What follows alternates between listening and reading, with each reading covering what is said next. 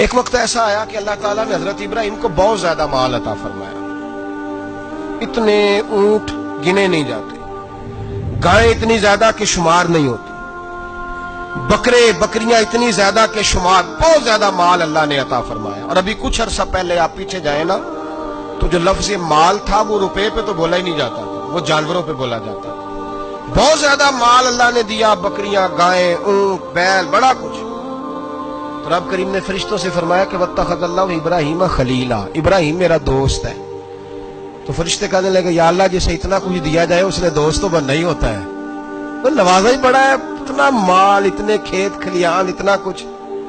اللہ کریم نے فرمایا جاؤ آزمائش کر لو، امتحان لے لو. فرشتہ امتحان لینے پہنچ گیا.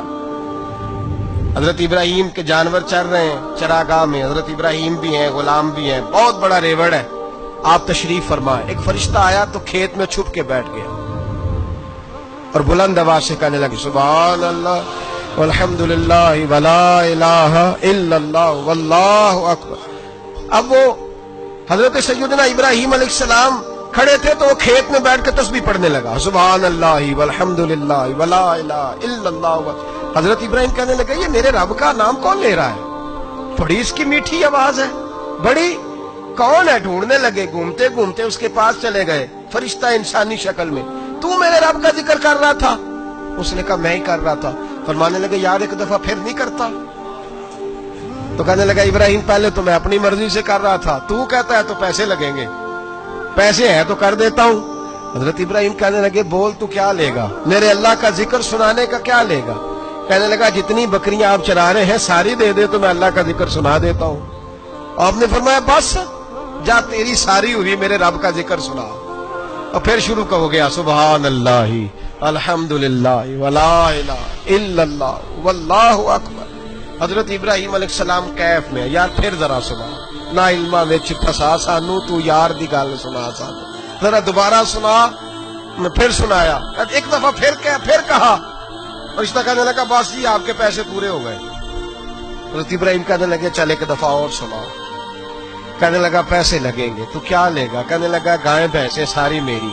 فرمایا بس یار اتنی قیمت، تو سنا صحیح، سارا کچھ ہی تیرا. پھر شروع ہو گیا سبحان اللہ والحمدللہ ولا الہ الا اللہ واللہ اکبر. گائیں دے دی، بھینسیں دے دی، وہ ذکر سناتا ہے. حضرت ابراہیم کبھی مچلتے ہیں، کبھی روتے ہیں، کبھی آہیں بھرتے ہیں. تو میرے رب کا نام لے رہا ہے، ذرا پھر سے لے. کیف جاری ہے. کہنے لگا بس بھائی.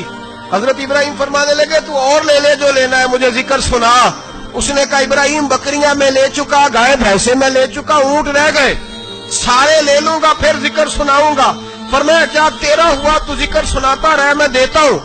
دے دیا. کچھ دیر ذکر کیا تو اب خاموش ہو گیا. حضرت ابراہیم خلیل اللہ علیہ السلام فرمانے لگے ذکر سنا.